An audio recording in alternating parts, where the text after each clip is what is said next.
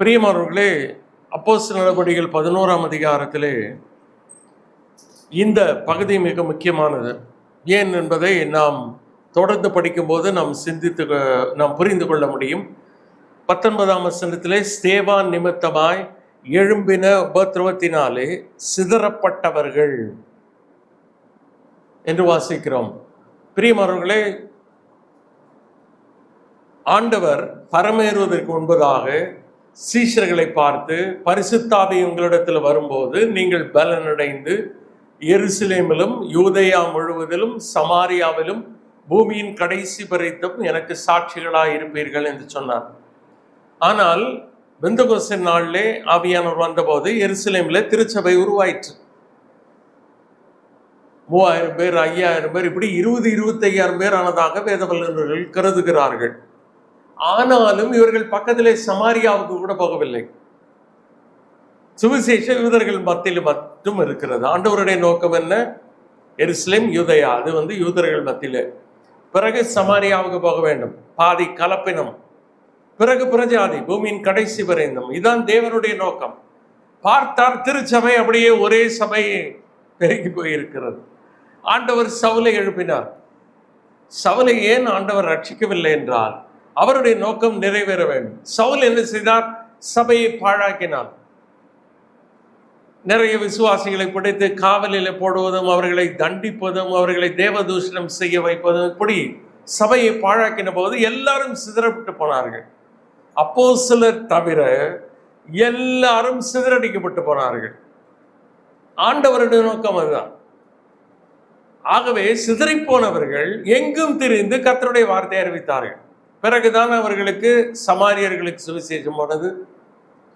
பிறகு கொர்நேலி முதல் புறஜாதி ரட்சிக்கப்படுகிறார். இப்படி சிதறப்பட்டு போனவர்கள் என்று வாசிக்கிறோம். கர்த்தர் தான் சிதறடித்தார். நல்லபடியாக சொன்னால், கேட்காவிட்டால் கர்த்தர் பிரம்பு எடுப்பார். அதைத்தான் செய்தார். கர்த்தர் யாரையும் பயன்படுத்த முடியும். எந்த மனிதனை கொண்டு சபையை சிதறடித்தாரோ அதே மனிதனை ரட்சித்து சபையை கட்டுவதற்கும் ஆண்டவர் பயன்படுத்தினார். என்ன அனந்த ஞானி! நம்மாலே புரிந்து கொள்ள முடியாது. ரட்சிக்கப்படுவதற்கு முன்னாலே அந்த மனிதனை கொண்டு சபையை சிதறடிக்க செய்து சுவிசேஷம் பரவ செய்தார். அதே மனிதனை ரட்சித்து அவன் சிதறி போக எல்லா இடங்களிலும் சபையை கட்டும்படியாக செய்தார். என்ன ஆச்சரியமாக ஆண்டவர்! சிதறி போனவர்கள், சிதறப்பட்டவர்கள் இப்படிதான் சிதறி போனார்கள். சுவிசேஷ வசனத்தை யூதர்களுக்கே அன்றி மற்ற ஒருவருக்கும் அறிவியாமல் என்று வாசிக்கிறோம். இது இப்ப 11ஆம் அதிகாரத்தில் இருக்கு. இந்த போர்ஷன் எங்க இருக்கணும்னா கொஞ்சம் தள்ளி முன்னால இருந்திருக்கணும். ஏன்னா சிதறப்பட்டு போனவர்கள் சரி ஏதோ ஒரு வரிசையில் இருக்கட்டும். அப்ப யூதர்களுக்கு மட்டும் அறிவித்தார்கள். ஏனென்றால் இன்னும் அந்த சந்தர்ப்பத்திலே சமாரியாவுக்கு சுவிசேஷம் போகவில்லை, பிறகு புறஜாதிகளுக்கு போகவில்லை. சமாரியா யார் மூலமாய் அறிவிக்கப்பட்டது என்றால் பிலிப். அவன் அறிவித்தான். பிறகு பேதுரும் யோவானும் போய் அவர்கள் மேல் கை வைத்தார்கள். பரிசுத்த ஆவியானவர் வந்தார். பிறகு புறஜாதிகளுக்கும் சுவிசேஷ பணியை வைப்பது, அவர்களுடைய ரட்சிப்பை ஆரம்பித்து வைப்பது, அவர்களுடைய சபையை ஆரம்பித்து வைப்பது பேதுரு. ஏன் இவர்கள் யூதர்களுக்கு மட்டும் அறிவித்தார்கள் என்றால் மற்றதெல்லாம் பேதுருவின் கையிலே இருக்கிறது. ஆண்டவர் பேதுருவை பார்த்து சொன்னார், நீ பேதுருவாய் இருக்கிறாய், இந்த கல்லின் மேல் என் சபையை கட்டுவேன், பரலோகத்தின் திறவுகோலை உன்னுடைய கையிலே கொடுக்கிறேன் என்று சொன்னார். அப்ப எங்க திறந்து வைக்கிறதுனால பேதுரு தான். முதல்ல பாருங்க, பெந்தகோஸ்தே நாள்ல பேதுரு எழுந்துதான் பிரசங்கிக்கிறார். 3000 பேர் ரட்சிக்கப்பட்டார்கள். அங்கே திறக்கப்பட்டது. பிறகு அப்போஸ்தலர் நடபடிகள் 8ஆம் அதிகாரத்திலே சமாரியர்கள், அது பிலிப் சுவிசேஷ அறிவித்து மூலமாக ரட்சிக்கப்பட்டாலும் அவர்கள் ஆவியானவரை பெற்றது பேதுரு கை வைத்ததனால்தான். அதனால்தான் பேதுரு வர வேண்டியதாயிற்று. சரியா? ஏன்னா அவர்கள் மத்தியிலும் திறவுகோல் பேதுரு தான். பிறகு 10ஆம் அதிகாரத்திலே கொர்நேலி ரட்சிக்கப்படுகிறார். பேதுருக்கு போகவே பிரியமில்லை. இப்ப பவுல் இருக்கார். பவுல் ரட்சிக்கப்பட்டாயிடுச்சு. ஆண்டவர் என்ன செய்திருக்கலாம்? சவுலாகி பவுலை அழைத்து கொர்நேலி வீட்டுக்கு அனுப்பியிருந்தால் தாராளமா பவுல் போயிருப்பார்.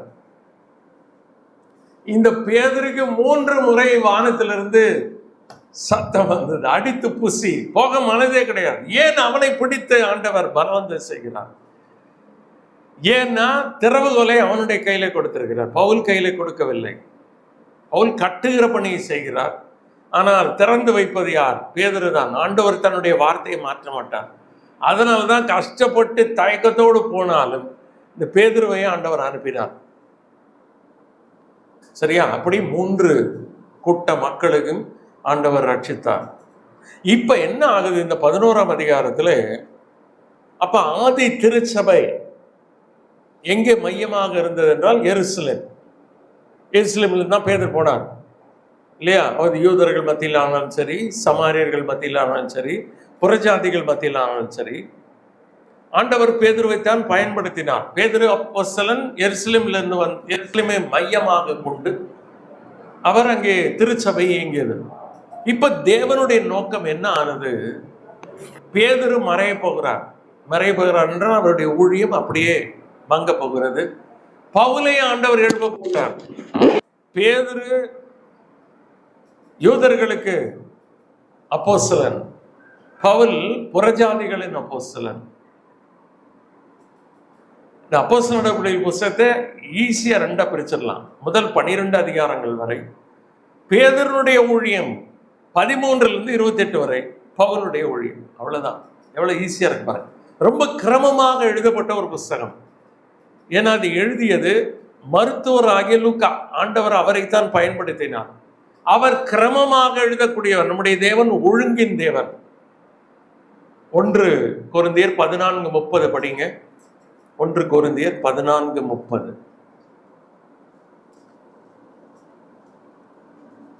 படிக்கிறியாமா? எடுத்தவங்க வேகமா படிங்க.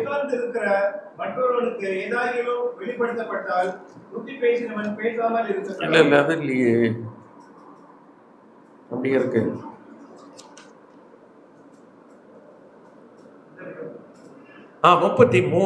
சாரி 33. தேவன் கலகத்துக்கு தேவனாயிராமல் சமாதானத்துக்கு தேவனாயிருக்கிறார். சமாதானம் என்பது அங்கே order. God is God of order. அவர் எல்லாமே ஒழுங்குதான். அதனாலதான் திருச்சபையிலேயும் ஊழியர் சில நேரத்தில் கண்டித்து பேசுறார். வேற வழி இல்லை. பிரியமானவர்களே, தேவன் ஒழுங்கின் தேவன், கலகத்துக்கு குழப்பத்துக்கு தேவன் இல்லை. God is not God of confusion. God is a God of order. அதனால தான் எல்லா புத்தகத்தையும் நம்ம படிக்கும்போது கூட அதை பிரிச்சிடறோம். பார்த்தீங்களா? நம்ம ரோமருக்கு எழுதின நிருபம் படித்தோம், அதையும் நம்ம கிரமமாக பிரித்தோம். இப்போ யோசுவான் புத்தகத்தை கூட பிரிச்சிருக்கிறோம். அதுபோல அப்போஸ்தலர் நடவடிக்கை புத்தகத்தையும் பிரிச்சிருக்கிறோம். ஏன் இப்படி பிரித்து படிக்கிறோம் என்றால் அப்படித்தான் தேவன் ஒழுங்குபடுத்தி இருக்கிறார். கண்ணாபண்ணான்னு படிக்கக்கூடாது. சரியா? அப்படி தேவன் எழுதவில்லை. சரியா? God is a God of order. அதனால்தான் நம்முடைய ஆராதனை எந்த கூட்டம் நடந்தாலும் இந்த ஒரு ஆர்டரோட ஓடுது. ஏன்னா தேவன் அப்படி அந்த மூப்பர்கள் ஊழியர்கள் செய்கிற அந்த ஒழுங்கை தேவன் அங்கீகரிக்கிறார். அதுக்கு நம்ம கட்டுப்பட வேண்டிய அவசியம் நமக்கு இருக்கிறது. அதுதான் நான் டைமை பார்த்துக்கிட்டே இருக்கேன் கண்ணு. இதுலயும் ஒழுங்கு தேவை இல்லையா? எந்த நேரம் கொடுத்திருக்கிறாங்களோ அந்த நேரத்தை முடிக்கணும். பிரியமானவர்களே, அதே போல அப்போஸ்தலர் நடவடிக்கை புத்தகத்தையும் முதல் 12 அதிகாரத்திலே பேதுரு, பிறகு 13 பேதுருவே பார்க்க முடியல. ஃபுல்லா அப்போஸ்தலனாகிய பவுல் வருகிறார். ஆனா 12 அதிகாரத்துல பாத்தீங்கன்னா பவுல் ரட்சிக்கப்பட்டார். ரட்சிக்கப்பட்டு 9ஆம் அதிகாரத்திலே ரட்சிக்கப்பட்டு ஊழியத்தை ஆரம்பிக்கிறார். ஆனா ஊழியம் எடுபடவில்லை. நல்ல கவனிங்க. பவுல் சவுல் ஊழியத்தை ஆரம்பிக்கிறார். அவர் தமஸ்கு பட்டணத்தில் போகிற வழியில ரட்சிக்கப்பட்டார். கிரேக்கருடைய தர்க்கிக்கிறார்கள். அவரை கொல்ல முற்பட்டார்கள். உடனே என்ன செய்கிறார்கள்? அவரை கூடையில் வைத்து இறக்குகிறார்கள். அங்கிருந்து அவர் நேராக எருசலேமுக்கு போகிறார். எருசலேமிலும் சகோதரர்கள் அவரை ஏற்றுக்கொள்ளவில்லை. உடனே என்ன பண்றா? பர்னபா இவன் ரட்சிக்கப்பட்ட விதத்தை சொல்லுகிறார். பிறகு அங்கேயும் ஊழியம் செய்கிறார். பவுலுக்கு அங்கே எடுபடவில்லை. இதெல்லாம் இருக்கு பைபிள்ல. 9ஆம் அதிகாரத்தை படிச்சு பாருங்க. உடனே சகோதரர்கள் என்ன செய்தாங்க? ஐயா, நீங்க இப்போ இங்க இருக்கக்கூடாது. நீங்க என்ன செய்ய வேண்டும்? நீங்கள் உங்கள் சொந்த ஊராகிய தர்சு பட்டணத்துக்கு போய்விடுங்கள் என்று பவுலை அனுப்பிவிட்டார்கள். பவுல் ரட்சிக்கப்பட்டதே எதுக்காக? ஆண்டவர் அனனியாவுக்கு சொன்னார், அவன் புறஜாதிகளுக்கும் ராஜாக்களுக்கும் இஸ்ரவேல் புத்திரருக்கும் என் நாமத்தை அறிவிக்கிறதற்காக நான் தெரிந்து கொண்ட பாத்திரமாயிருக்கிறான். ஆண்டவர் தெரிந்து கொண்ட பாத்திரம். ஆனால் இப்பொழுது ஆண்டவர் திரும்ப எங்கே அனுப்பிவிட்டார்? அவரை தர்சு பட்டணத்துக்கு, அவர் சொந்த ஊருக்கே அனுப்பிட்டார். வேத வல்லுநர்கள் சொல்லுகிறார்கள், அவர் 10 ஆண்டுகள் அங்கே இருந்து விட்டார். ஏன்? பவுலுக்கு யோசனை வந்திருக்கு, ஆண்டவரே ஏன் என்னை ரட்சித்து? 10 வருஷம் ஆண்டவர் அவரை போட்டார். ஏன் என்றால், இன்னும் சமாரியர்கள் பிறகு புறஜாதிகள் ரட்சிக்கப்பட வேண்டும். ஏன் ஆண்டவர் பவுலை கொண்டு வரவில்லை? அதற்காகத்தான் பேதுருவை வைத்திருக்கிறார். பேதுரு கையில தான் சாவி இருக்கு. பார்த்தீங்களா? சாவி யார் கையில இருக்கு? யார் திறக்கணும்? பிற்பாடு திறந்த பிறகு சபை கட்டி எழுப்புவது யார்? எல்லாம் தேவன். அப்பா, தேவனுடைய ஞானம், அவருடைய ஒழுங்கு, கிரமம். இதுக்காக தான் இதை சொல்லுகிறேன். பவுலை வேணும்னே ஆண்டவர் போட்டார், வாயை திறக்கல, 10 வருஷம் அமைதியா இருக்கு. பவுல் என்ன யோசிச்சிருப்பார் பாருங்க. மோசே கூட எகிப்திலே 40 ஆண்டுகள் ஆண்டவர் பயிற்சி கொடுத்தார். உடனே ஒரு பெரிய தலைவனாகணும்னு நினைச்சா ஆண்டவர் வனாந்திரத்துக்கு ஓடுன்றார். 40 வருஷம் வனாந்திரத்தில் ஆடு மேய்க்கிற வேலை. என்ன ஆண்டவரே, என்னை காப்பாற்றினீர். எல்லா குழந்தைகளும் கொல்லப்படுகிற வேலையில் என்னை காப்பாற்றினீங்க. என்னை எகிப்தினுடைய சகல கலைகள், ஞானம் எல்லாவற்றிலும் பயிற்சி கொடுத்தீர்கள். என்ன இப்ப ஆடு மேய்க்க வச்சுட்டீங்களே 40 வருஷம், 1 வருஷம் 2 வருஷம்னா பரவாயில்ல.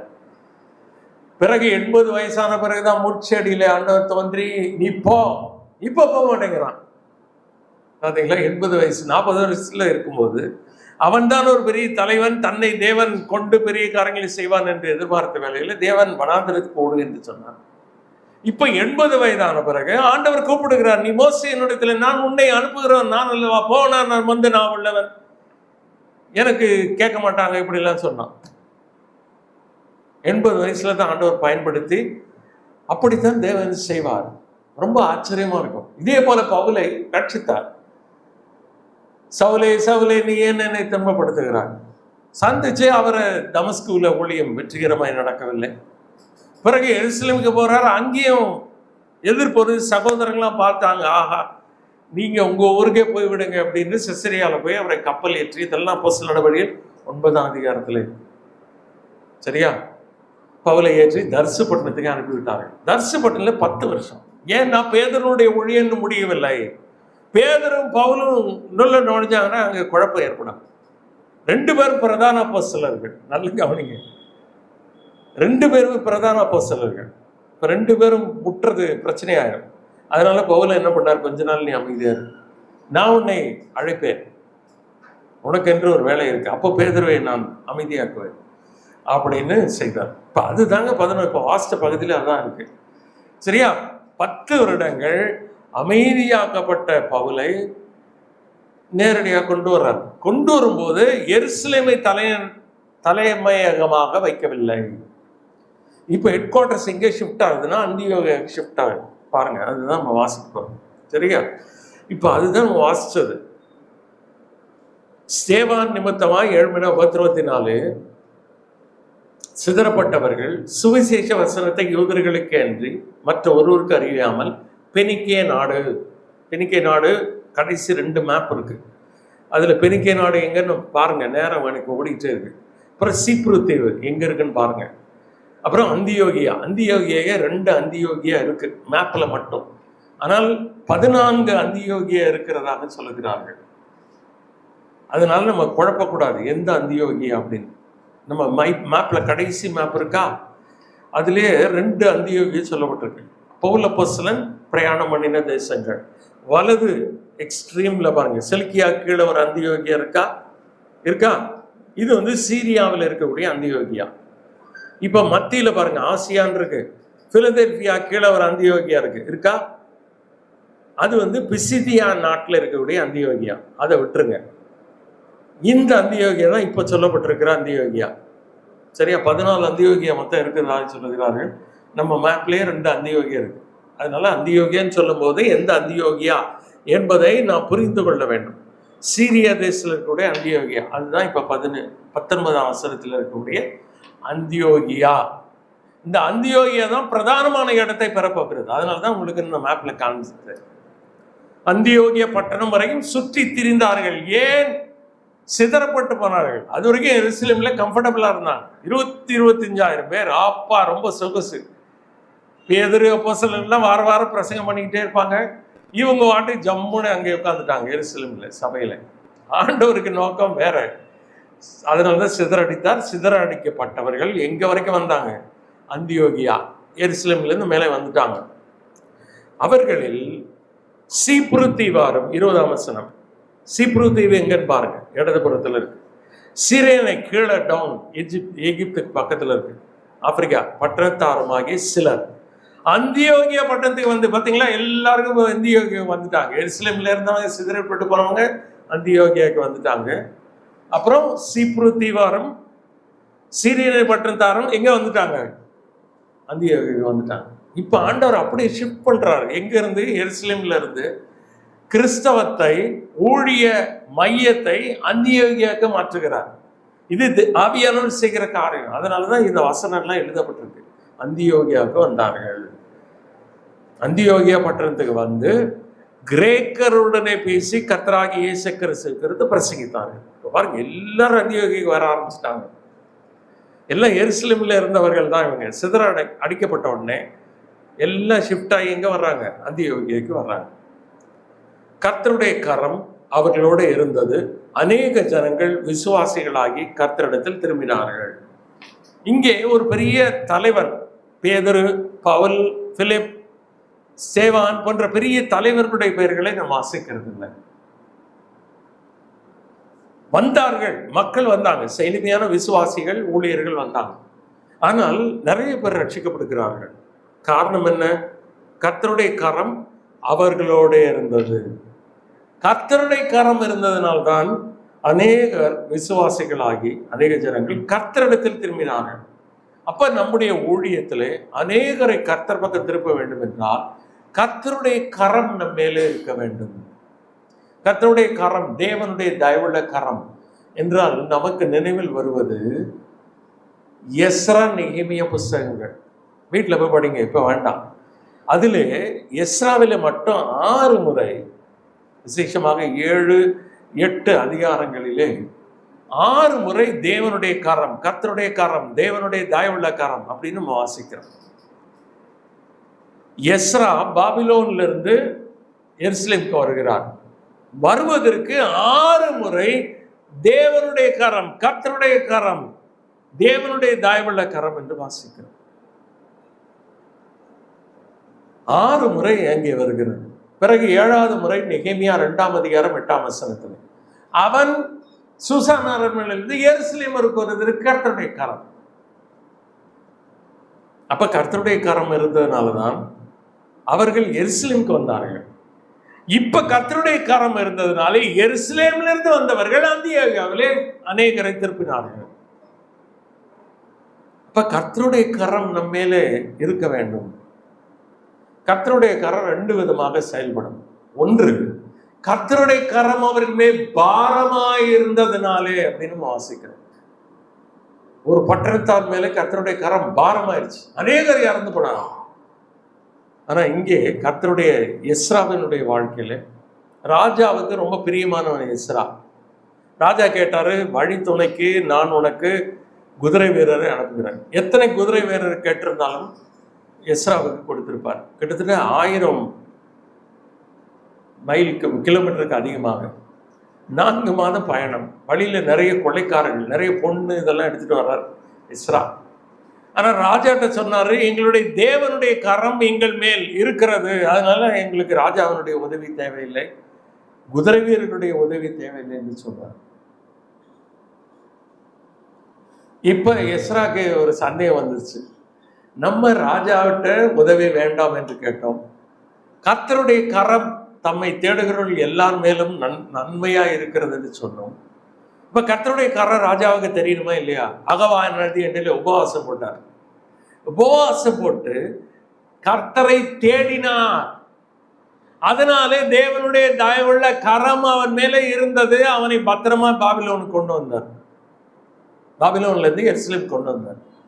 கொண்டு வந்து அவனை வல்லமையாய் பயன்படுத்தினார் கர்த்தர். அது காரணம் என்ன? தேவனுடைய தயவுள்ள கரம்.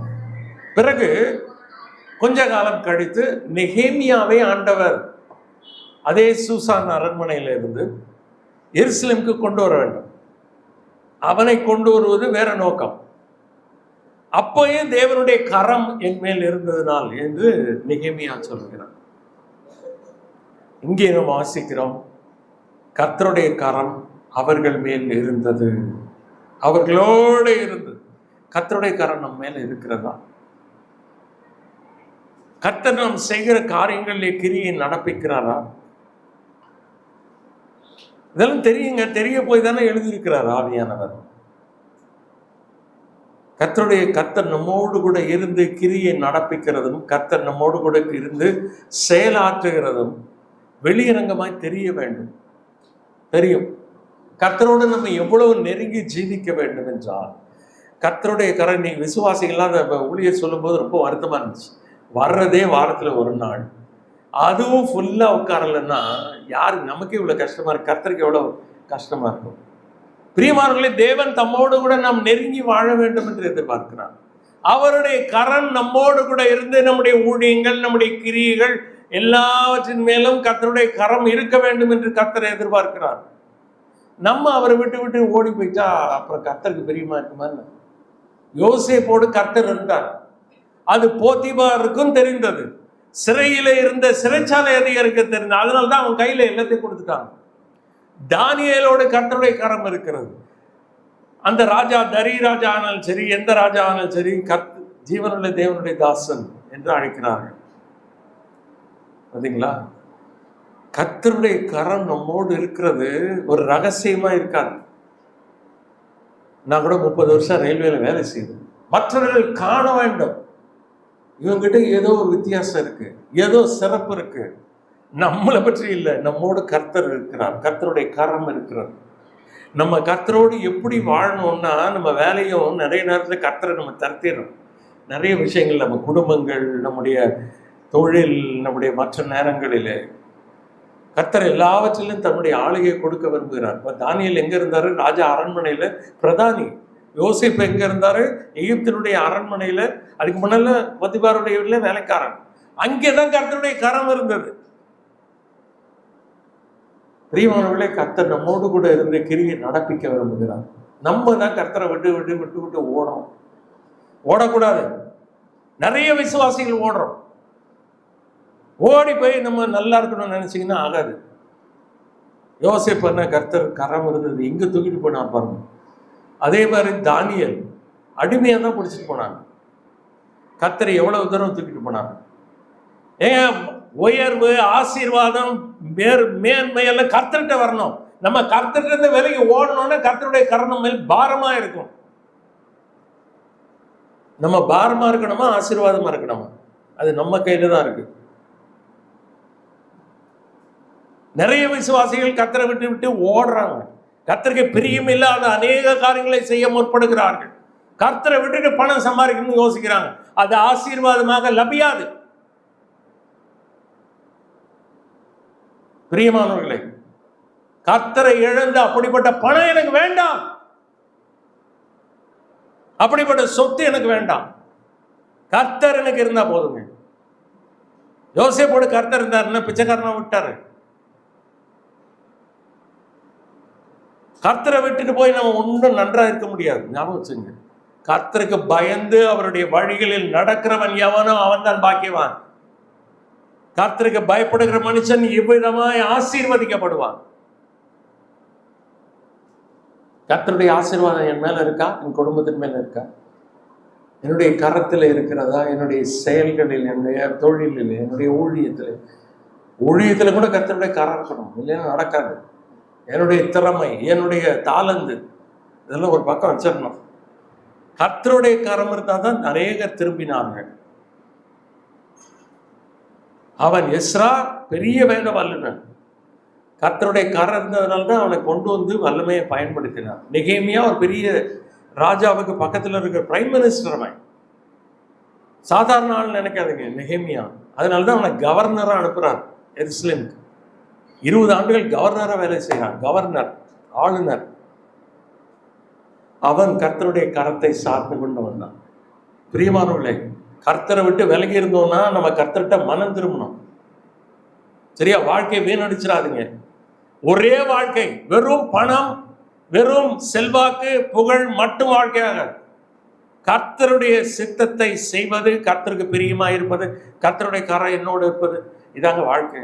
பணம் வேண்டாமா, உழைப்பு வேண்டாமா, வேலை செய்யணும், உழைக்கணும், படிக்கணும், என்ன கர்த்தர் என்ன நிலையில் வைத்திருக்காரு செய்யுங்க. ஆனால் கர்த்தருடைய கரம் இருக்கிறதா என்று பாருங்கள். கர்த்தர் பிரியமா இருக்கிறார் என்று பாருங்கள். கர்த்தரை நாம் பிரியப்படுத்துகிற வாழ்க்கையை வாழ்கிறோமா என்று பாருங்கள். கர்த்தருடைய கரம் மட்டும் எதிர்த்து வந்துடக்கூடாது. ஊழியத்துல வர முடியும். சரியா? பாருங்க, யோனா கர்த்தரை விட்டு விலகி ஓடினான். கர்த்தருடைய கரம் அவனுக்கு விரோதமா இருந்து கப்பல் கொந்தளிக்குது. என்னென்னவோ செஞ்சு பார்க்கறாங்க மாலுமிகள், ஒன்றும் நடக்கல. கர்த்தருடைய கரம் எடுக்கப்படும் வரை அந்த கடல் கொந்தளித்து தான் இருக்கும். சரியா? கவனம். கர்த்தருக்கு விரோதமாக மட்டும் முரட்டாட்டம் செஞ்சிடவே கூடாது.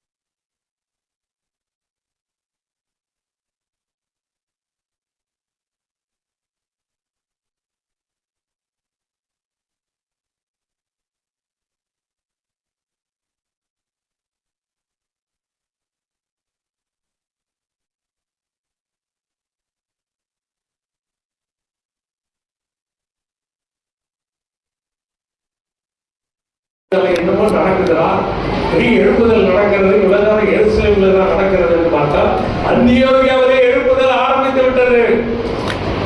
அப்ப என்ன செய்யறாங்க? அந்தியோகியா வரைக்கும் போகும்படி பர்னபாவை எழுப்பினார்கள். நல்ல கவனிங்க. பொதுவா எங்கெல்லாம் தேவையோ எருசலேம் சபையார் பேதுருவை தான் அனுப்புவார்கள். ஆனா இப்பொழுது யாரை எழுப்பினார்கள்? பர்னபாவை எழுப்பினார்கள். எங்கே கர்த்தருடைய கிரியை நாம் பார்க்கிறோம். ஏனென்றால் அந்தியோகியாவிலே சபை ஆரம்பிக்கப்படுவதற்கு அல்ல, ஏற்கனவே விசுவாசிகள் இருக்காங்க. இங்கெல்லாம் ஆரம்பிக்கப்பட வேண்டுமோ அங்கேதான் பேதுரு வேண்டும் அனுப்புவார். இங்கே ஏற்கனவே ஆரம்பித்து ஆகிவிட்டது. இங்கே இருக்கக்கூடிய விசுவாசிகள் ஆறுதல் அடைய வேண்டும், பலம் அடைய வேண்டும். அதனால்தான் அந்தியோகியாவுக்கு பர்னபா இருக்கிறார்கள். பர்னபா என்ற பெயருடைய அர்த்தம் என்ன? சன் ஆஃப் என்கரேஜ்மெண்ட், ஆறுதலின் மகன். நம்முடைய பேர் யோசேப். அப்போஸ்தலர்கள் எல்லாம் பார்த்தாங்க, இவன் எங்க போனாலும் ஆறுதல் தான். இருக்கிற மக்களை பலப்படுத்துவான், அவர்களை உற்சாகப்படுத்துவான், அவர்களை திடப்படுத்துவான், கர்த்தருக்குள் நிலைத்திருக்கும்படி சொல்லுவான். வீரர் பர்னபான் மாற்றினான். அதனால்தான் பர்னபாவை எழுதினார்கள். அவன் போய் சேர்ந்தவன் எங்க இருந்து போனான்? எருசலேம்ல. இப்ப நேரம் அந்தியோகியா போயிட்டான். பாத்தீங்களா? ஒருத்தரையா பண்ணி கொண்டு போயிட்டாரு. இப்ப அந்தியோகியா யார் போனது? பர்னபாவை இருக்காரு. ஏற்கனவே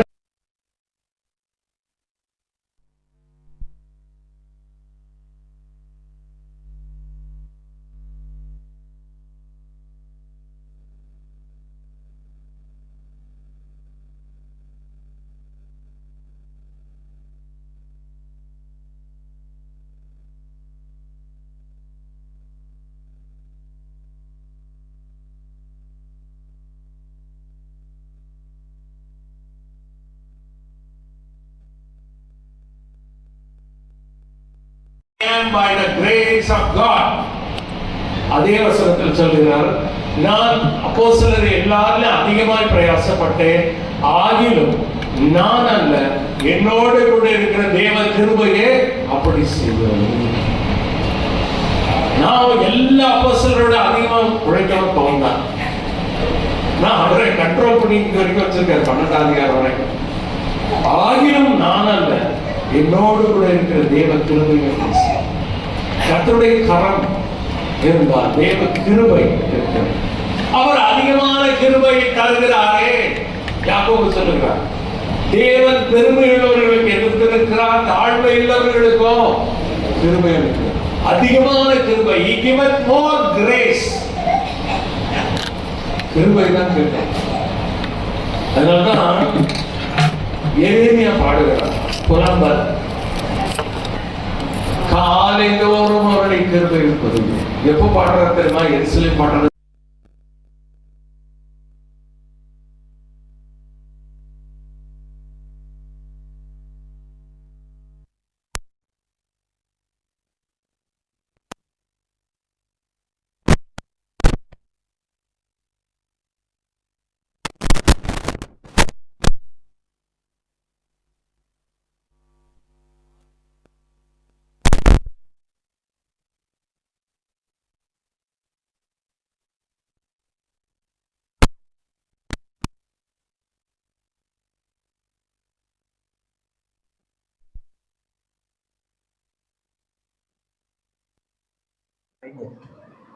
கர்த்தருடைய கிருபை. பவுலுக்கு என்ன பிரசங்கம் பண்ண தெரியாதா? ஊழியம் செய்ய தெரியாதா?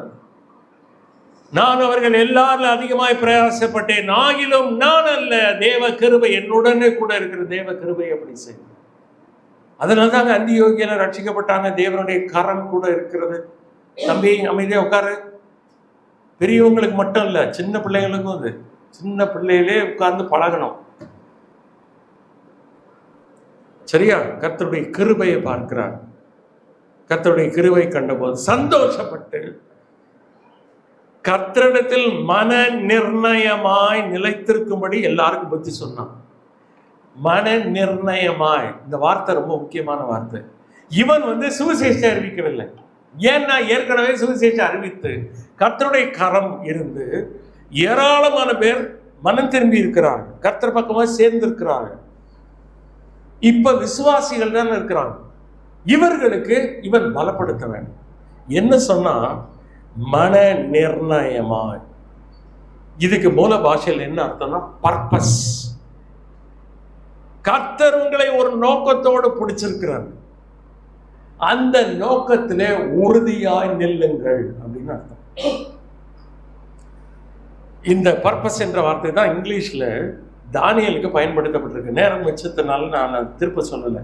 தானியல் 1ஆம் அதிகாரத்தில் Daniel had purpose in his heart not to defile himself with the portion of the king.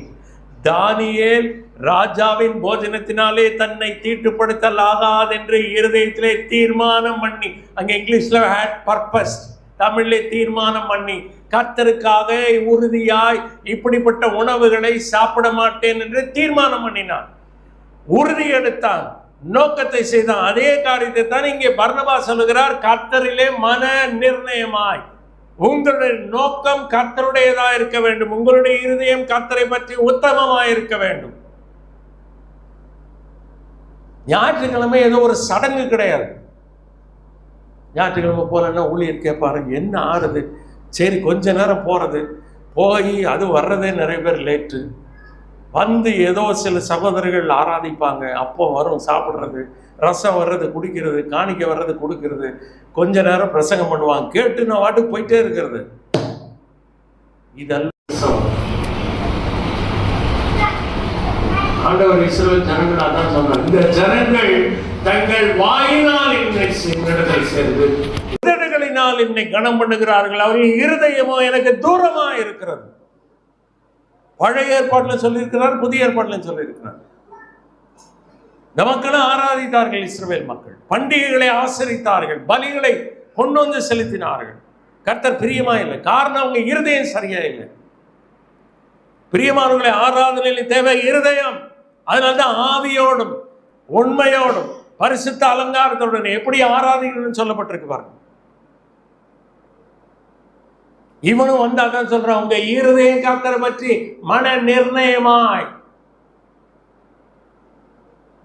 இருதயம் கர்த்தரை பற்றி இல்லைன்னா மனம் திரும்பணும். உட்கார்ந்து அழுங்க கர்த்தர் பக்கம். அழுகையோடும் புலம்பலோடும் வஸ்திரத்தை கிழித்து கொண்டு அழுது கர்த்தரிடத்துல மனம் திரும்ப வேண்டும். ஆண்டவரே உம்மை விட்டுட்டு நான் ஓடிட்டேன் உலகத்துக்கு பின்னாலே. இன்றைக்கு அழலைன்னா ஒரு நாள் அழ வேண்டி இருக்கும். அன்னைக்கு யாரும் ஒன்றும் பண்ண முடியாது. ஞாபகம் வச்சுக்கோங்க. இவன் அதான் சொல்றான், மன நிர்ணயமா தானியேலை போல. பாருங்க, யாருங்க கற்றுக் கொடுத்தது அவனுக்கு? ராஜாவினுடைய உணவு வருது கையில, நம்ம விடுவோமா? எத்தனை ஸ்டார் ஹோட்டல்லாம் அப்படி சாப்பிட மாட்டாங்க. ஏன்னா சக்கரவர்த்தி. அந்த உணவு தான் இந்த இஸ்ரவேலுடைய அடிமைகளுக்கு கிடைக்கிறது. யாருங்க விடுவா? இவன் வேண்டான்ட்டான். பார்த்தீங்களா? ஏன் என் தேவனை பிரியப்படுத்த விரும்புகிறேன், என்னை தீட்டுப்படுத்த மாட்டேன். இன்னைக்கு எத்தனை காரியம் நம்மை தீட்டுப்படுத்தி கொண்டிருக்கிறதுன்னு நமக்கு தெரியல.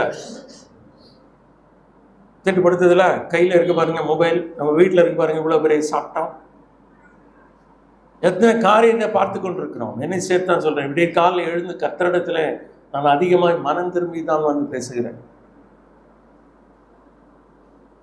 பிரியமானவர்களே, கர்த்தர் தான். கர்த்தருடைய இடத்துல வேற யார் இருந்தாலும் எது இருந்தாலும் விக்கிரகாராதனை. உன் தேவனாகிய கர்த்தரிடத்தில் முழு இருதயத்தோடும், முழு ஆத்மாவோடும், முழு மனதோடும், மார்க்கு முழு பலத்தோடும் என்று சேர்த்து சொல்லுகிறார். இந்த அளவுக்கு அன்பு கூறுகிறோம். இன்னைக்கு காலைல பாட்டு பாடும், கல்வாரியில் தொங்குகிறார். பாடி பாடி பழகிட்டோம். எந்த உணர்வு நம்முடைய இருதயத்தில் இல்லை. இந்த பரியெல்லாம் படிக்கும்போது அழுக வரணும். வேர்வையும் ரத்தமுமாக இதை படிக்கும்போது அழ வரலையா? எனக்கெல்லாம் இருதயம் உடஞ்சிச்சு. மாசற்ற தேவனே, மகிமை யாவும் துறந்தோராய் நீச குருசில் தொங்குகிறார். சகோதரன் சொன்னார், நம்முடைய தேவன் எவ்வளவு மேன்மையானது, எவ்வளவோ மேன்மையானது. குருசிலே நீசனை போல தொங்குகிறார். அடிக்கிறார்கள், துப்புகிறார்கள், தலையில வைத்து முள்முடிய அடிக்கிறார்கள். எனக்கு பிரியமான யாரையாவது இப்ப நம்ம பிள்ளைய போய் ஒருத்தர் அடிச்சா நம்மளால தாங்க முடியுமாங்க? இவ்வளோ அடிச்சாங்கன்னு நம்ம நினைக்கிறோம். எந்த உணர்வும் இல்லைன்னா அப்ப நம்ம இருதயம் எப்படி இருக்கு? பாட்டெல்லாம் அப்படிதான் பாடி பாடி பழகிட்டோம். ஆண்டவர் இருதயத்தை தான் பார்க்கிறாரு, நேரா இருதயத்தை பார்க்கிறாரு. எப்படி மக்கள் வந்து ஆராதிக்கிறார்கள், அவர்கள் ஆவி என்னோடு இருக்கிறதா, எங்கேயோ சுத்திட்டு இருக்காங்க. நம்முடைய மனம் கர்த்தரை பற்றி அப்படிதான் இருக்கணும். சரியா? தாவீதுகிட்ட கேட்டீங்கன்னா, கர்த்தரிடத்தில் ஒன்றை நான் கேட்டேன், அதையே நாடுவேன். One thing I desired of the Lord, that will I seek after. என்ன தாவீது? கர்த்தருடைய மகிமை பார்க்கும்படியாகும், அவருடைய ஆலயத்தில் ஆராய்ச்சி செய்யும்படியாகும், என் ஜீவனுள்ள நாளெல்லாம் என் தேவனுடைய ஆலயத்தில் காத்திருப்பதையே தெரிந்து கொள்வேன். அரண்மனையில் இவ்வளவு சொகுசு இருக்கு தாவீதே, இதன் மேலே என்னுடைய கவனம் இல்லை. ஒன்றே ஒன்றுதான். ஆண்டவர் அதான் புதிய ஏற்பாடுல சொன்னார், மார்த்தாளே மார்த்தாளே, நீ அநேக காரியங்களை குறித்து கவலைப்பட்டு கலங்குகிறாய், தேவையானது ஒன்று. நீ அந்த ஒன்றை விட்டுட்ட. மரியாளோ தன்னை விட்டு எடுபடாத நல்ல பங்கை தெரிந்து கொண்டாள். எப்ப மரியாளை பார்த்தீங்கன்னா ஆண்டவர் பாதத்தில் தான். பிரியமானவர்களே, அதுதாங்க ஆண்டவருக்கு பிரியம். ஆராதனை என்பது தேவனை பிரியப்படுது. அதனால்தான் எபிரேயர் 12:28 வாசிக்கிறோம், ஆகையால் அசைவில்லாத ராஜ்யத்தை பெருகளாகி நாம் பயத்தோடும் பக்தியோடும் தேவனுக்கு பிரியமாய் ஆராதனை செய்யும்படி கிருபையை பற்றி கொள்ள கடவோம். நம்முடைய தேவன் பட்சிக்கிற அக்னியா இருக்கிறாரு. ஞாபகம் வச்சுக்கோங்க, அன்பா இருக்கிறார் என்று ஆவியானவர் அங்கே எழுதவில்லை. பட்சிக்கிற அக்னி. நம்ம ரொம்ப தேவனை குறித்து ரொம்ப மட்டமா இடப்பட்டிருக்கோம். அதனாலதான் நமக்கு வசதி இருந்தா தேவனுடைய சமூகத்தை ஏன் இப்படி அசட்டை செய்கிறோம்? இதெல்லாம் சொல்லணுமா? நம்ம வாரம் வாரம் எழுந்து யார் போகாதீங்க, நடக்காதீங்க, வெளியில போகாதீங்க, ஏன் நமக்கு உணர்வு இல்லையா? என் ஆண்டவரை நான் நினைத்து பார்க்க, என்ன நினைவு கூறும்படி இதை செய்யுங்கள் தான் சொல்லிட்டு போனாங்க. அவரை நினைவு கூறலைன்னா நம்ம டைமை வேஸ்ட் பண்றோம். இன்றைக்கு நான் ஆண்டவரை நினைவு கூற வேண்டிய விதமாய் நினைவு கூர்ந்து என்னுடைய இருதயத்திலே என்னுடைய ஆவியிலே தேவனை ஆராதிக்காவிட்டால் இன்றைக்கு நான் நேரத்தை வீணடித்திருக்கிறேன். அல்டிமேட் கடைசியா ஆண்டவர் என்னுடைய ஆராதனையில் பிரியமா இருந்தாரா என்பதுதான் கேள்வி. அதுதான் எல்லாம் நிக்க போது. ஒரு நாள் வந்து பாருங்க. அன்னைக்கு அழக்கூடாதுங்க, அன்னைக்கு ரொம்ப சந்தோஷமா நம்ம நிக்கணும். இன்னைக்கு அழுதுன்னா இன்னைக்கு நல்ல சந்தோஷமா நிற்போம். அந்தியோகியாவுக்கு வந்தவன் இதுக்குதான் இவனை அனுப்புறாங்க எருசலேம்ல இருந்து. மன நிர்ணயமாய் நிலைத்திருக்கும்படி கர்த்தரில் நிலைத்திருக்கு. கர்த்தரை பற்றி தான் உங்க இருதயம் உத்தமமா இருக்கணும். எல்லாருக்கும் புத்தி சொன்னான். அவன் யார்? நல்லவன், பரிசுத்த ஆவியினால் விசுவாசத்தினால் நிறைந்தவனாயிருந்தான். அநேக ஜனங்கள் கர்த்தரிடமாய் சேர்க்கப்பட்டார்கள். முன்னாலே கர்த்தர் பக்கமாய் அநேகர் திரும்பினார்கள், இங்கே சேர்க்கப்பட்டார்கள். இந்த பரிசுத்த ஆவியினாலும் விசுவாசத்தினாலும் நிறைந்த ஏற்கனவே 2 பேர் இருக்காங்க. அவர்களை குறித்து நாம் அப்போஸ்தலர் நடபடிகள் 6ஆம் அதிகாரத்தில் படிக்கிறோம் இல்லையா? குறைந்தபட்சம் ஸ்தேவான், பிலிப், இவர்கள் இருவரையும் கர்த்தர் வல்லமையாய் பயன்படுத்தினார். ஒருவனை 7ஆம் அதிகாரத்திலும் இன்னொருவனை 8ஆம் அதிகாரத்திலும் ஆண்டவர் வல்லமையாக பயன்படுத்தினார். காரணம் என்ன? இருவரும் பரிசுத்த ஆவியினாலும் விசுவாசினாலும் நிறைந்தவர்கள். இவன் யார்? நல்லவன் என்று சேர்த்து சொல்லப்பட்டிருக்கு. ஏன் நல்லவன் என்று இவனுக்கு சொல்லப்பட்டிருக்குன்னா, அப்போஸ்தலர் நடபடிகள் 9ஆம் அதிகாரத்தில் பவுல் ரட்சிக்கப்பட்டார், சவுல். ஆனா எருசலேமில் போய் சபையோடு சேர்ந்து கொள்ள பார்த்தார். யாரும் நம்பவில்லை. அப்போஸ்தலர்களே அவனை சேர்த்துக்களை பயந்தாங்க. இவனை உள்ள விட்டுட்டான், என் நாடகம் ஆட வருவான், ரட்சிக்கப்பட்டதை போல நடித்திருக்கிறான், வந்து நம்மளை பிடிச்சிட்டு போய் ஜெயிலில் போட்டு நம்மை கொல்லுவான். இப்படித்தான் எல்லாம் பயந்துட்டு இருந்தாங்க. இந்த நேரத்தில் பர்னபா தான் உள்ளே போய், இல்லை, இவன் கர்த்தரை கண்ட விதத்தையும் ரட்சிக்கப்பட்ட விதத்தையும் சொல்லி அப்போஸ்தலரிடத்திலும் சபையினிடத்திலும் சேர்க்கும்படியாக செய்தவன் இந்த பர்னபா. எவ்வளவு நல்லவன் பார்த்தீங்களா? காலை பிடிச்சு இழுக்கிறவன் இல்லை, கீழே இருக்கிற ஒரு மனிதனை மேலே தூக்கி விடுகிறான். இந்த பவுலும் பர்னபாவும் தான் முதல் மிஷனரி பிரயாணத்தை ஆரம்பிக்கிறாங்க. பின்னால பார்த்தீங்கன்னா இந்த பர்னபா மறைந்து பவுல் மேலே வந்து விடுகிறான். அதை குறித்து இவன் கொஞ்சம் கூட வருத்தப்படவில்லை. அதனால்தான் இவனை நல்லவன் என்று சொல்லப்பட்டிருக்கிறது. பிரியமானவர்களே, நாம் நல்லவர்களாக இருப்போம், ஆனால் மற்றவர்களுக்கு தீமை அல்ல, நன்மை மட்டும் செய்ய வேண்டும். அப்போதாங்க நல்லவன் வேதம் அழைக்கும். இவனை ஏன் நல்லவன் என்று அழைக்கிறது? அதனாலதான் பாருங்க 25ஆம் வசனத்தில், பின்பு பர்னபா பவுலை தேடும்படி. ஏற்கனவே அவன் முதல்ல ரட்சிக்கப்பட்ட காலத்தில் பவுலை அறிமுகம் செய்தவன் இவன் தான். அடுத்தது இப்ப தர்சு பட்டணத்தில் பவுல் இருக்கிறார். 10 வருஷமா உட்கார்ந்துருக்கார், ஒன்றும் செய்ய முடியல. ரட்சிக்கப்பட்டாச்சு, ஆண்டவரை தரிசித்தாயிற்று, ஆண்டவரால் ஊழியம் எல்லாம் கேட்டார், ஆனா ஊழியம் செய்ய முடியவில்லை. அவரை ஊழிய பாதையில கொண்டு வந்து சேர்ப்பதும் இந்த பர்னபா. என்ன செய்யறார் பாருங்க. பர்னபா சவுலை தேடும்படி தர்சுவுக்கு புறப்பட்டு போய். தர்சு எங்க இருக்கு மேப்ல பாத்துருங்க, அந்தியோகியில இருக்காரு. இப்ப நேரம் மேல போடுறாரு. தர்சுக்கு புறப்பட்டு போய் அவனை கண்டு அந்தியோகியாவுக்கு அழைத்து கொண்டு வந்தான். இப்ப பாருங்க எவ்வளவு பேர் அந்தியோகியால சேர்ந்துட்டாங்க. அந்த சேவான் உபத்திரவத்தின் போது சித்தரப்பட்டு போனவங்க எல்லாம் வந்தாங்க. அப்புறம் சிரேனே ஓர், வேற எங்க சிப்ரு தீவார், இவங்க அந்தியோகியாவுக்கு வந்தாங்க.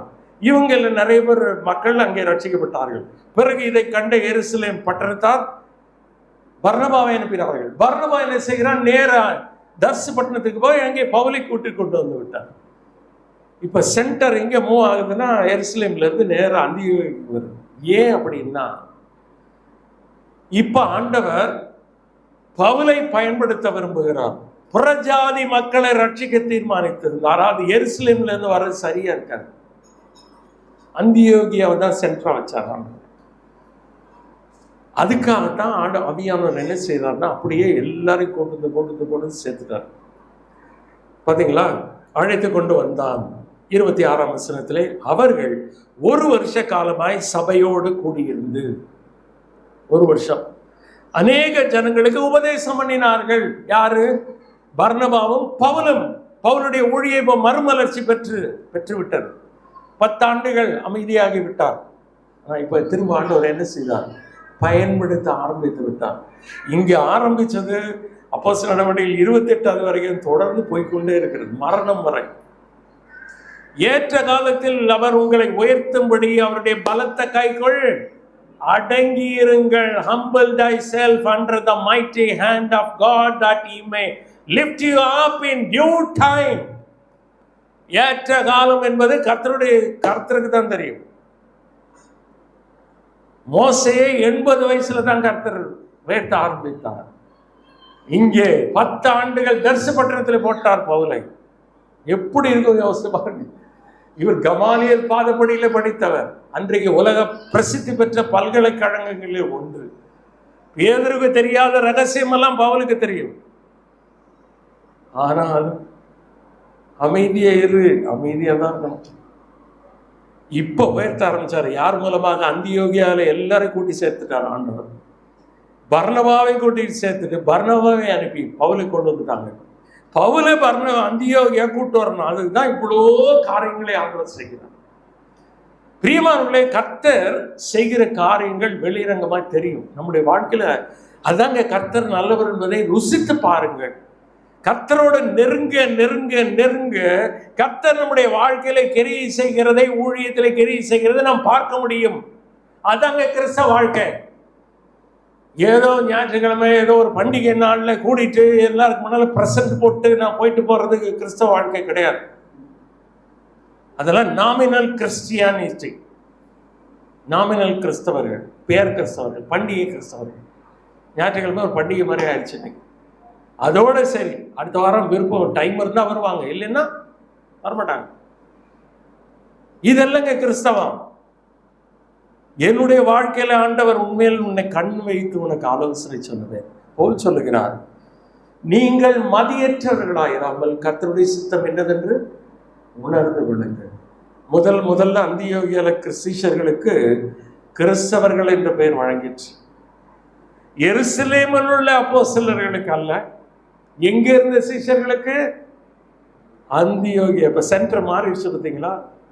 ஏன்னா இங்க இருந்துதான் பவுலையும் பர்னபாவையும் ஆண்டவர் முதலாவது மிஷனரி பிரயாணம் அனுப்ப போகிறார். 13ஆம் அதிகாரத்தில் அவங்க போயிட்டு வருவாங்க. 13, 14 அதிகாரங்கள். 2வது மிஷனரி பிரயாணம் என்னமா எங்க இருந்து ஆரம்பிச்சது? எல்லாம் மறந்துட்டீங்களா? ரோமர்ல எல்லாம் பைபிள் ஸ்டடியில் படிச்சால. எத்தனை அதிகாரத்துல? 36 இருந்து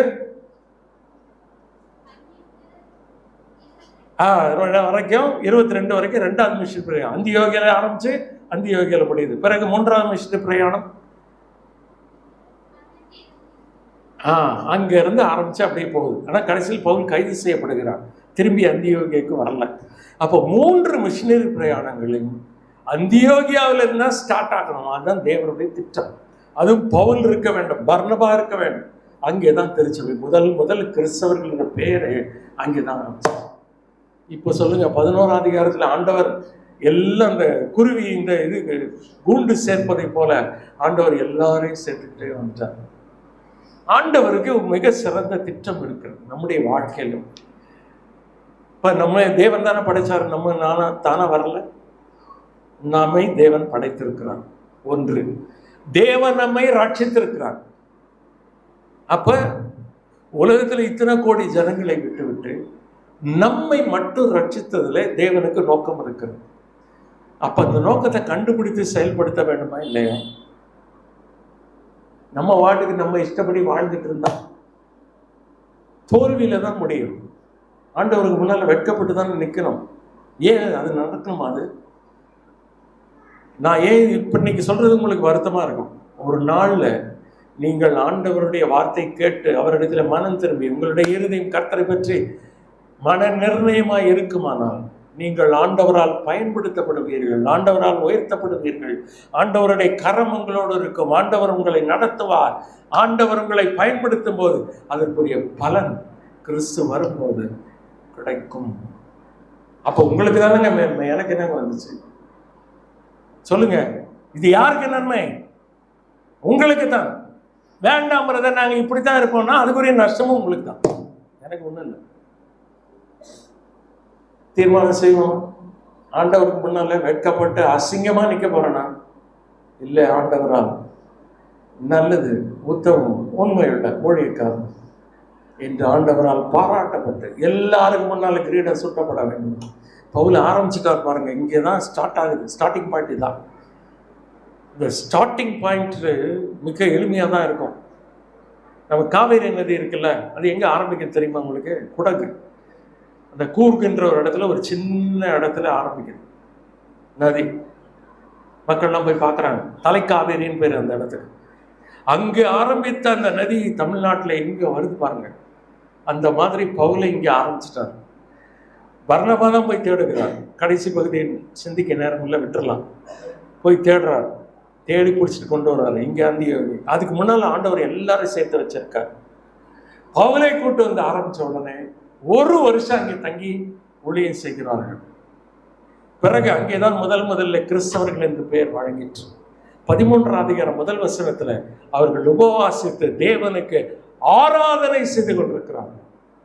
அப்பதான் ஆவியானவர் பேசுறாரு, பர்னபாவையும் சவுலையும் நான் அழைத்த ஊழியத்துக்காக பிரித்து விடுங்கள். ஆராதனையில, ஆராதனை எவ்வளவு சீரியஸ் பாருங்க. நம்ம ரொம்ப லைட்டா எடுக்கிறோம், ஆண்டவர் ரொம்ப சீரியஸா நினைக்கிறார். சரியா? ஊழியர் சொல்றாரு, மேலே பிரசங்கம் மாற்றவங்க சொல்றாங்க, வருத்தப்படாதீங்க. ஆண்டவர் அதுல ரொம்ப அக்கறையா இருக்கார். ரொம்ப அலட்சியம் செய்யாதீங்க, ரொம்ப கவனமா இருக்க வேண்டும். அங்கே தான் ஆராதனை கூட்டத்துல தான் ஆவியானவர் பேசுறாரு. இங்க 2 பேரும் பிரிச்சுருங்க. அந்தியோகியா சபையார் அவர்களை ஊழியத்துக்கு ஒப்பு கொடுத்து, இதனாலதான் பின்னால இவ்வளோ நிருபங்கள் நம்முடைய கையில கிடைத்திருக்கு. இதனுடைய ஆரம்பம் தான். பிரியமானவர்களே, அற்பமான ஆரம்பத்தை யார் அசட்டை பண்ணக்கூடாது. கர்த்தர் உங்களை குறித்து என்ன திட்டம் வைத்திருக்கிறார் தெரியாது. இங்கே இளம் வாலிபர்களும் நிறைய பேர் இருக்கீங்க. நடுத்தர வயதிலும் நிறைய பேர் இருக்கீங்க. வாழ்க்கையை வீணடிச்சிடாதீங்க. ஒரே ஒரு வாழ்க்கை, அது சீக்கிரம் கடந்து போகும். கர்த்தருக்காக செய்வோமா? பயன்படுவோமா? இல்லை வீணடிச்சிருவோமா? வீணடிச்சிட்டிங்கன்னா என்ன அழுதாலும் பின்னால ஒன்றும் கிடைக்காது. அதை திரும்ப நம்ம பெறவே முடியாது. சரியா? ஜெபம் பண்ணுவோமா? அன்பும் கிருபையும் இரக்கமுள்ள பரலோக பிதாவே, நாங்கள் அப்பிரயோஜனமான மனிதர்கள். எங்களை படைத்தது மட்டுமல்ல, ஏற்ற நாளில் ரட்சித்தீர் ஆண்டவரே. எங்களை குறித்து ஒரு பெரிய திட்டம் உம்மிடத்தில் இருக்கிறது. அநேக நேரங்களில் அதை அறியாமல் நாங்கள் எங்களுடைய சொந்த பாதையில ஓடிக்கொண்டிருக்கிறோம். பவுலை குறித்து, சவுலை குறித்து ஒரு திட்டம் வைத்திருந்தீர். ஏற்ற நாட்டில் பர்னபாவை அனுப்பி அந்தியோகியா கூட்டி சேர்த்து, அந்தியோகியா பட்டணத்திலே ஆராதனை செய்து கொண்டிருந்த வேளையில ஊழியத்திற்கு என்று அழைத்து வல்லமையாய் நீர் பயன்படுத்தினேன். ஆண்டவரே, உடைய வழிகள் ஆராய முடியாதவைகள். நீர் அனந்த ஞானி, எங்களுடைய நலனில் அக்கறை உள்ளவர். எங்களுக்கு மிக சிறந்ததை கொடுக்க நீர் விரும்புகிறீர். நாங்கள் தான் விட்டு விட்டு ஓடுகிறோம் ஆண்டவரே. எங்களை நீர் மன்னித்தரணும். உம்முடைய திட்டத்தில் எங்களை கொண்டு வாரும் ஆண்டவரே. எங்களை எதற்காய் படைத்தீர்? எங்களை எதற்காய் ரட்சித்தீர்? உம்முடைய திட்டத்தில் நாங்கள் சேர்ந்து கொள்ள உதவி செய்யும். உம்முடைய கரம் எங்களோடு கூட இருக்க வேண்டும். வழிநடத்தும். எங்களுடைய வாழ்க்கையை ஆசீர்வதி. நாங்கள் வீணடித்து போடாதபடி காத்துக்கொள்ளும். ஆண்டவர் ஆகிய இயேசு கிறிஸ்துவின் நாமத்திலே வேண்டிக் கொள்கிறோம் நல்ல பிதாவே. ஆமென்.